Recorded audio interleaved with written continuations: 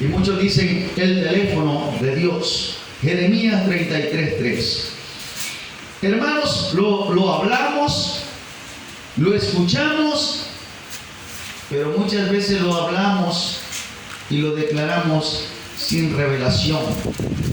Y hoy va usted a entender lo poderoso que trae esa promesa y esa palabra. Dice la palabra de Dios, dijimos en Jeremías 33.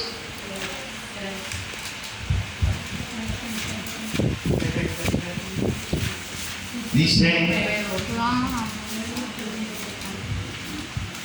clama a mí y yo te responderé y te enseñaré cosas grandes y ocultas que tú no conoces. Amén. Qué precioso. Clama a mí. ¿Sabe qué pasa muchas veces, hermanos? A veces no entendemos el significado, lo que significa clamor. Y a veces solamente lo decimos: clamo al Señor. Clama a mí, dice su palabra. Lo ejercemos y lo vivimos repitiendo constantemente. Cuando nosotros aquí en el programa decimos: vamos a elevar un clamor, y empieza el hermano que está aquí al frente, empieza a clamar al Señor, a abrir su boca con fuerza. Pero el resto del pueblo solo está sollozando o con su boca cerrada, y eso no es clamar. Quiero que usted entienda lo que significa clamar. Clamar significa invocar. Clamar significa llamar. Es un grito de auxilio. ¿Entiende eso? Clamar significa invocar. Significa, hermanos, llamar. Es un grito de auxilio. Amén. ¿Será que alguien que necesita ayuda no grita? ¿Será que alguien que necesite algo no vaya a llamar en voz alta al otro?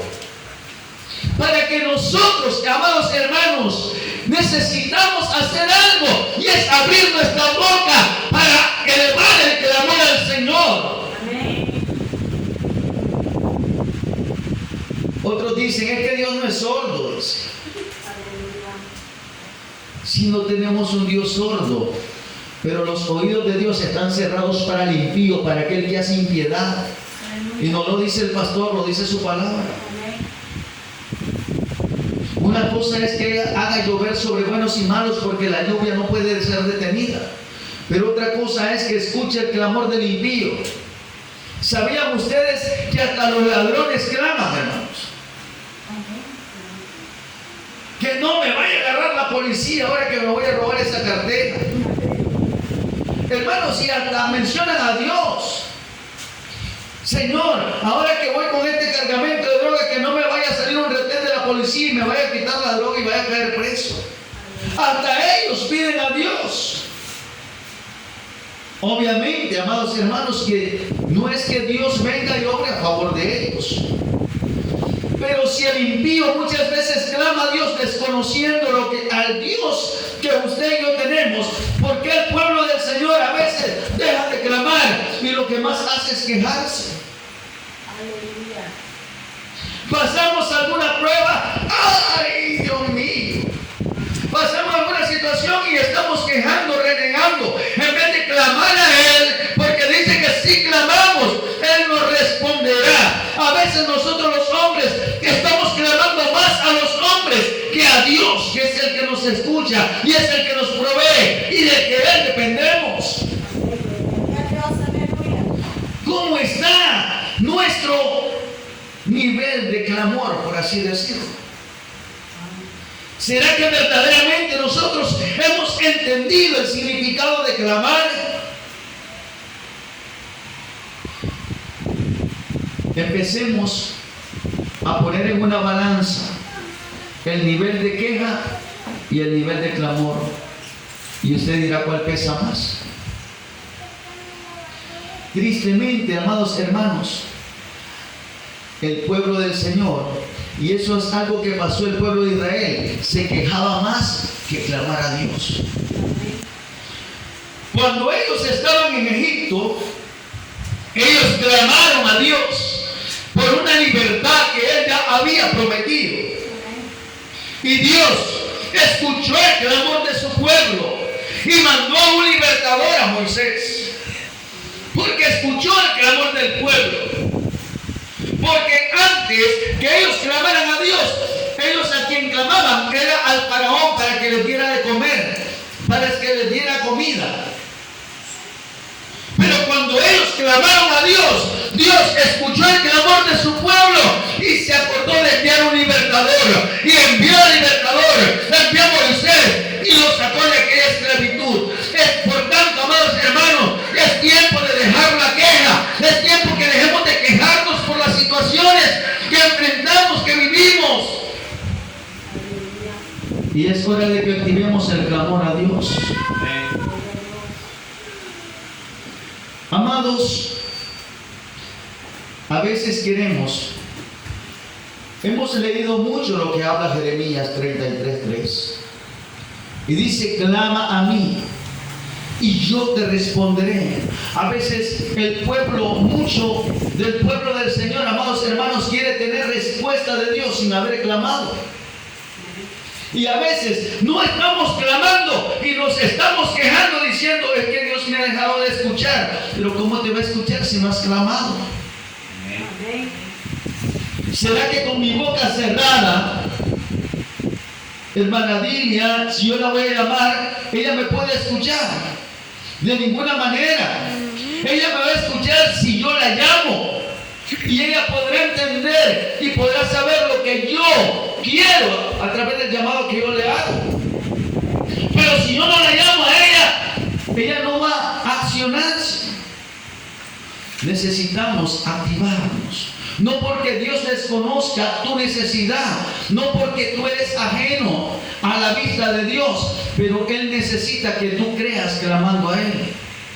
Porque cuando tú clamas, los cielos se abren. El clamor, amados hermanos, es una llave que abre puertas y que rompe todo obstáculo que hay en las regiones celestes. Amén. Porque sabía usted, óigame bien, a veces nosotros oramos y decimos, declaramos cielos abiertos, que se abra el cielo, ahora se limpian los aires. Porque ¿dónde más estamos operando? ¿Cuál es la misión de los demonios que se mueven en las regiones celestes? ¿Sabe cuál es la misión? Una de sus misiones es evitar que su adoración y que su clamor llegue hasta el trono de la gracia. Llegue hasta el Señor. Entonces, ¿qué es lo que hacen ellos? Es cerrar para que su clamor no suba. Estorbar la oración. Por eso cuando a veces usted está clamando, está orando, hay muchos que están distraídos, están hablando y no están haciendo nada. Y el enemigo, ¿qué es lo que está haciendo? Una distracción para que el clamor no suba. Amén. Ahora, cuando nosotros nos quejamos, cerramos el cielo. La queja hace que el cielo se cierre. Y eso no significa que Dios no escuche de que usted se está quejando. Pero el fluir de su gracia y de su favor no va a llegar a usted porque usted se encarga de que la región celeste se cierre a través de su queja. ¿Será que hay alguien que ha conseguido obtener algo, un milagro o alguna cosa que haya necesitado a través de la queja? ¿Será que cuando un hijo necesita que el padre le dé un par de zapatos, llega renegándole al padre? Mira, con los zapatos, ¿cómo me mantengo? Solo con los zapatos desbaratados. Mira, ¿y ahora qué? Nadie me quiere, nadie me hace caso, nadie me compra, nadie me vuelve a ver, y nadie esto y nadie lo otro. ¿Qué es lo que está haciendo? Es quejarse delante del Padre. Entonces, ¿cómo el Padre, aún sabiendo que sus zapatos están desbaratados. ¿Cómo el padre va a decirle, vení, te voy a comprar un par de zapatos, si él no lo está pidiendo, sino lo que se está haciendo es quejarse? La queja no desata bendición. La queja no desata nada. La queja lo que produce, hermanos, es amargura, es tristeza, es enojo, es enemistad. Porque ¿qué es lo que pasa cuando alguien se te acerca, hermanos, y solo es quejarse de las cosas? ¿Cómo te sentís cuando alguien se te acerca solo para estarse quejando? Hay esto, hay lo otro, hay aquí, hay allá, hay por esto, hay por lo otro. Ay, dice usted, solo así vive esta hermana o este hermano, solo así vive esta mujer, solo así vive este hombre quejándose. No he escuchado de su boca que dice, Señor, gracias, sino que lo que he escuchado es queja. La queja no produce nada, más bien produce enemistad con Dios. Pero cuando usted clama a Él, Él va a escuchar. Y qué poder tiene el clamor, hermanos. El clamor no es decir, Señor, aquí estoy.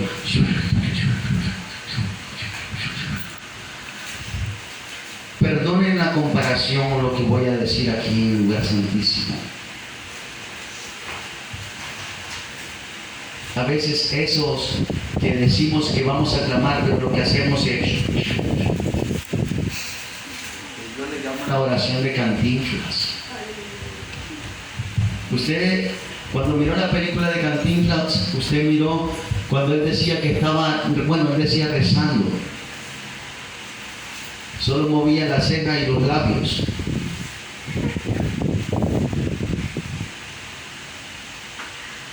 Clamar significa, para que usted también lo note ahí, clamar significa gritar, llamar. Y mirámonos bíblicamente.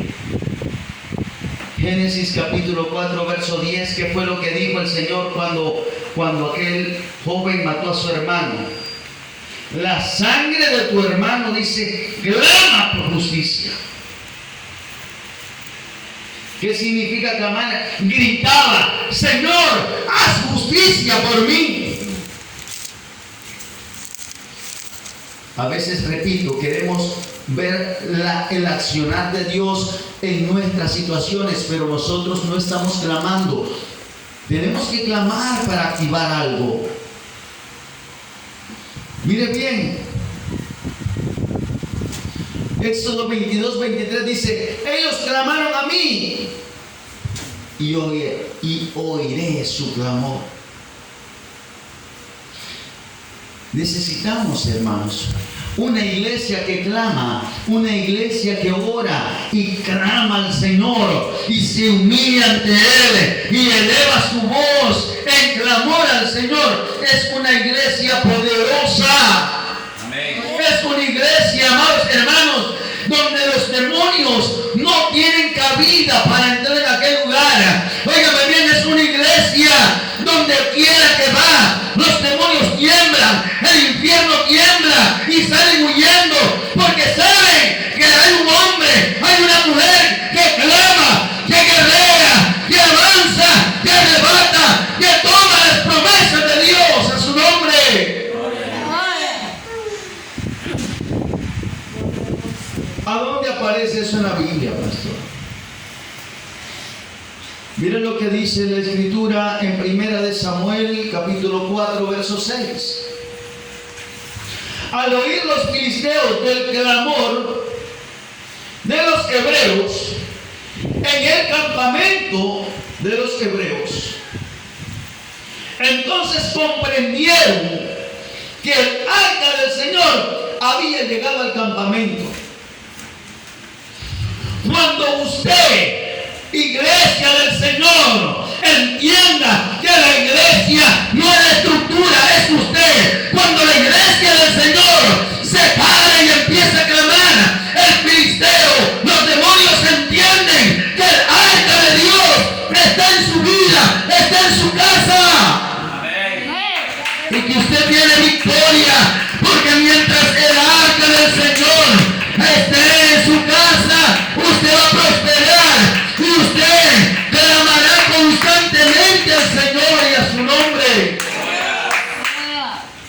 siempre vas a tener algo que celebrar.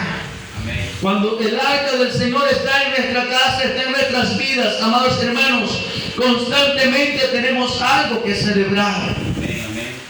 Por gratitud al Señor. Ahora, lo poderoso del clamor. Cuando nosotros clamamos, amados hermanos, cuando usted clama al Señor, cuando la iglesia del Señor clama al Padre, entonces Él responde con cosas grandes. Porque a veces usted solo recibe brisas, a veces, hermanos, de lo que pide? Porque solo se encargó de pedir y no de clamar. Amén. ¿Entendió eso? Aleluya. Cuando usted recibe solo brisas, es porque usted no ha decidido no clamar. El clamor, amados hermanos, a través del clamor el Señor te empieza a derramar las cosas grandes que Él tiene para tu vida. Amén. El clamor, amados hermanos, desata la sobrenaturalidad de Dios en la vida del creyente. El clamor desata que haya revelación de Dios en tu vida, en la iglesia, en la congregación y a su nombre. Clama a mí, yo te responderé y te enseñaré cosas grandes y ocultas. Muchas veces la iglesia del Señor quiere ver cosas grandes, pero sin estar clamando. No sé si usted me está entendiendo. A veces el pueblo del Señor espera ver cosas grandes de parte de Dios en la vida del creyente, pero sin clamor no es posible, amado hermano. Y estamos preguntándonos a veces, ¿qué es lo que está pasando? Y empezamos a echarle la culpa al uno, al otro y al otro y al otro, menos reconocer que hemos dejado de clamar al Señor, y hemos dejado de estar en su presencia, sino que nos hemos retirado de sus atrios. El clamor desata revelación de lo oculto, amado hermano. Cuando el pueblo está clamando, empieza a ver la revelación de qué es lo que está pasando en aquel lugar, de lo que está pasando en aquel hermano, de lo que está pasando en aquella hermana. Gloria a Dios. Y a veces creemos que es porque alguien llegó a contarnos y a chismearnos las cosas, pero no, sino que cuando alguien está clamando y está en la presencia de Dios, Dios está revelando todas las cosas. Amén. Usted lo lee en los evangelios. Dice la escritura que no hay nada que esté oculto, que no haya de salir a luz. Amén.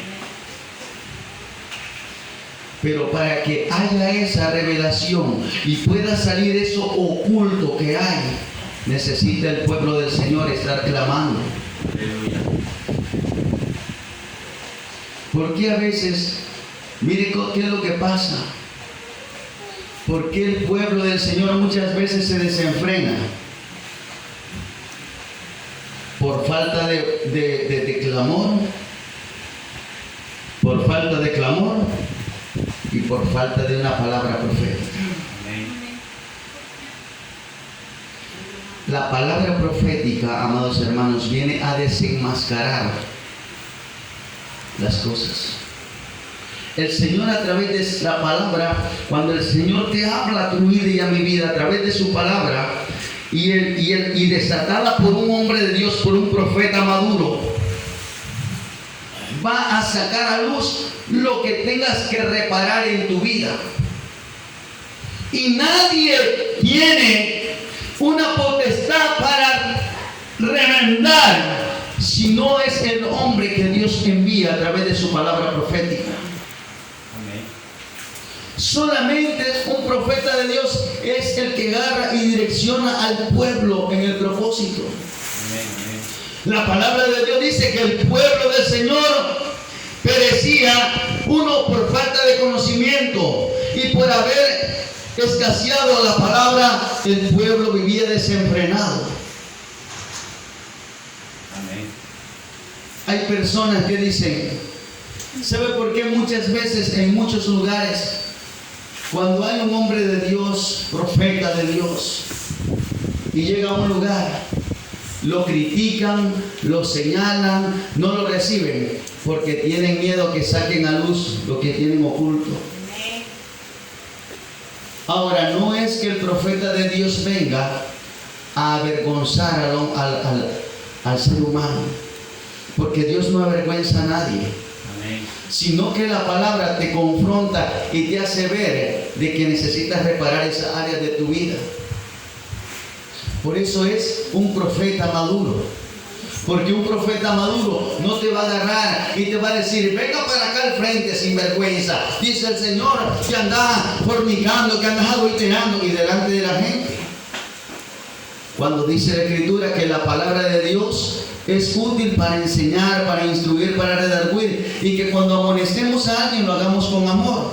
Pero si lo agarramos, amados hermanos, y en público y le decimos, y dice el Señor eso, ¿cómo se ve esa persona? Avergonzada. Amén. El más de edificada se va a avergonzar. Por eso debe de ser desatada una palabra profética por un hombre maduro, por un profeta maduro. Ahora usted dirá, ¿pero qué tiene que ver esto? Claro que sí. Jeremías fue el que expresó esa palabra. Que el Señor se la dijo, clama a mí y yo te responderé. ¿Qué tiempo estaba viviendo Jeremías en ese momento? No estaba viviendo tiempo bueno, hermanos. Porque Jeremías era un hombre que fue llamado un profeta de gobierno. Es decir, que aquel hombre era llamado para llevarle la palabra a reyes y a sacerdotes. Y como los reyes no dejaban de hacer lo malo, entonces lo miraban mal a Jeremías. Tanto así que lo echaron preso, le hacían barbaridades. ¿Por qué siempre el hombre de Dios va a ser rechazado, va a ser vituperado? Porque no aceptan la corrección de Dios. Ahora usted dirá, pero ¿cómo es que el profeta busca cómo enderezar al torcido y no se endereza a sí mismo? Porque Dios se encarga de enderezarlo a él. Aleluya. Porque antes que la palabra de Dios fluya para el pueblo, ya fluyó para él. Y el primer garroteado fue el profeta de Dios. Porque después que el profeta de Dios es sacudido, entonces lleva autoridad para hablar la palabra de Dios. Aleluya. ¿Entendió eso? Amén. Ahora, clama a mí. Queremos ver, ay, yo quiero que me revele el Señor lo que anda haciendo este sinvergüenza. Yo quiero que me revele el Señor lo que anda haciendo esta mujer ingrata. Si tu mente y tu corazón están pidiendo la revelación para despotricar a la persona, no para que se enderece, jamás te será revelado, aunque clames también. Amén. ¿Entendió eso? Amén. Porque ¿cómo Dios te va a revelar algo si lo que vas a hacer es avergonzarlo, salir a promulgarlo y a compartirlo con gente que no le va a ser de edificación ni a la gente allá afuera, ni tampoco al pueblo del Señor aquí adentro?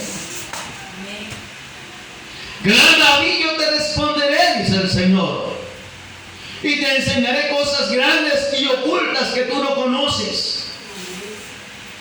Un profeta maduro, un hombre de Dios, déjame decirte que el clamor desata lo nuevo de Dios en tu vida. Dios está haciendo cosas nuevas, pero el clamor de Dios va a desatar lo nuevo sobre su pueblo, lo nuevo sobre sus hijos, lo nuevo sobre su casa. Amén. No sé si estoy predicando a la gente correcta, Aleluya. pero yo quiero decirte algo, amado hermano.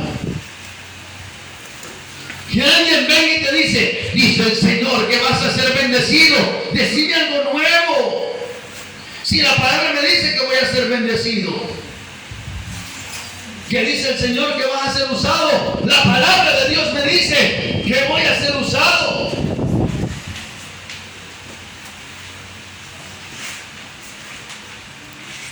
El profeta de Dios se va a direccionar con una palabra nueva y fresca de parte del Espíritu Santo de Dios, que es el que guía, el que direcciona. Hermanos, es tiempo de clamar al Señor. Amén. Es tiempo, amados hermanos, que dejemos, uno, la pereza. Es tiempo que la iglesia del Señor deje la carne y empiece a caminar con el Espíritu. Amén. Amados hermanos, ¿qué es lo que más alimentamos? Dijimos la vez pasada. Si usted alimenta su carne es la que va a tener más fuerza que su espíritu. Pero si usted alimenta más el espíritu, aunque la carne le diga que la cama está sabrosa y que la almohada está cómoda, usted se levanta porque su espíritu está más fuerte. Aleluya. Porque, oiga bien, la carne debe de estar sujeta al espíritu, no el espíritu a la carne. Que hay una guerra entre ambas, pero el espíritu es el que debe de permanecer fortalecido más que la carne. Pero si usted decide, amado hermano, estarle dando más alimento a la carne y inyectando más vitamina a la carne que al espíritu, su cuerpo podrá verse bien fortachón y todo, pero con un espíritu totalmente desnutrido, casi a punto de morir. A veces miramos y nos damos cuenta de eso cuando decimos, pero si ese hombre estaba predicando en gran manera y Dios lo usaba tremendamente.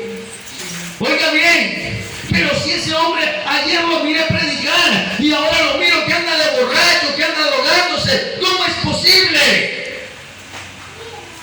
Porque la vida en la intimidad, ese hombre alimentando la carne y no el espíritu. Aleluya. La palabra de Dios, ese es un tema poderoso y que yo cuando el Señor me lo pone, lo digiero con tanto gusto. Cuando dice, y cerrada la puerta, cuando ores, dice, cerrada la puerta, y cerrando la puerta, lo que tú hablas con el Padre ya en la intimidad, Él te lo recompensará en público. Pero ¿cómo podemos tener recompensa de Dios si no tenemos intimidad con Él? ¿Se da cuenta? Queremos recompensa de Dios sin tener intimidad con Dios. Queremos tener un espíritu fortalecido, dándole más alimento a la carne. Desayunando, almorzando los 365 días de la semana y no haciendo ni un solo ayuno en el año.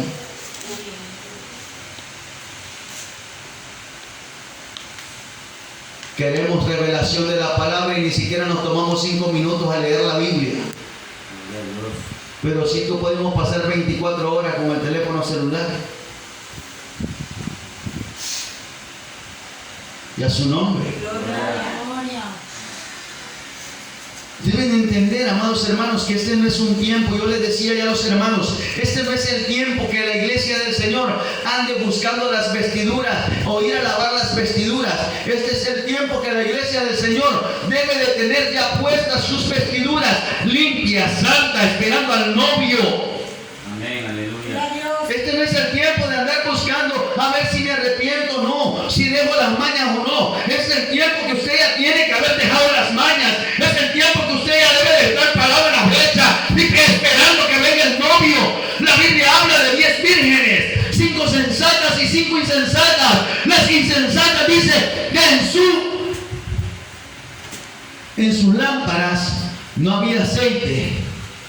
Y estaban esperando al novio con las lámparas vacías. Pero las sensatas tenían sus lámparas llenas de aceite. ¿Qué significa eso? Que ellas estaban preparadas para esperar al novio. Ellas estaban vestidas de novia y con sus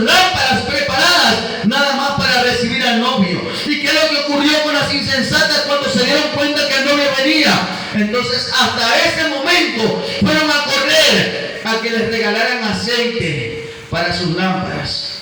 Amén. Y no les fue posible. Hay pueblo del Señor. Oiga bien lo que voy a decir en esta hora. Yo le pido en el nombre de Jesús que abra su mente y sus ojos y su corazón para escuchar esto. Hay pueblo del Señor que está diciendo que va con Cristo, pero sus lámparas están vacías sin aceite. Amén. Hay pueblo del Señor que se va a quedar en aquel día. ¿Sabe por qué? Porque hasta última hora van a querer ir a la lavandería a buscar cómo lavar el traje de novio o de novia para esperar al esposo. Y no van a poder entrar a la boda. Porque ¿qué es lo que significa? Primero, agarrar el traje, medírselo. Después que se lo miren, quitárselo, llevarlo a la lavandería. Después de la lavandería, irlo a planchar. Y después de planchar, volvérselo a poner. Y a ver si no quedó ninguna mancha. Y si está perfumado. Hola. Pastor, ¿y a dónde dice eso? Dice la palabra del Señor que Él viene por una iglesia. ¿Cómo? ¿Cómo viene el Señor por una iglesia? Sin mancha, sin arrugas. Así que si su traje está dejado, busque cómo llevarlo a la reclín, que se lo laven y se lo planche. Pero ya empiece a vestirlo. No vaya a correr mañana. Clama a mí, yo te responderé. Siempre estamos diciendo, mañana, mañana, mañana. Y le pasa la del cuento. ¿Cuándo? Yo le dije que mañana. Y el mañana nunca llegó. ¿Cuándo? Mañana. Hermanos, amados, créanme en el amor del Señor. Que el Señor nos habla a través de su palabra para que nosotros volvamos en sí, para que recapacitemos, para que nos demos cuenta el poder que usted y yo tenemos cuando clamamos al Señor.